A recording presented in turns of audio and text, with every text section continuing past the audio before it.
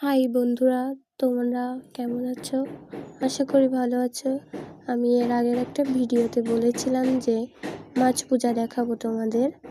তো আমার মা এখন মাছ পূজা করে কাটাকাটি করবে। এই মাছের আঁশগুলো মাটিতে পুঁতে রাখতে হয়, কিন্তু আমাদের তো ঘরের ভিতরে প্লাস্টার করা, এই জন্য আমরা রাখতে পারবো না। তো কি করব? আর মা এগুলো হয়তো অন্য কোথাও পুঁতে রেখে দেবে। আমাদের বাড়িতে অল্প লোকজন, এই জন্য আমরা একটা মাছই কিনেছি, 2-3টা হবে, ওটাই আমরা রান্না করে আজকে খাবো মজা করে।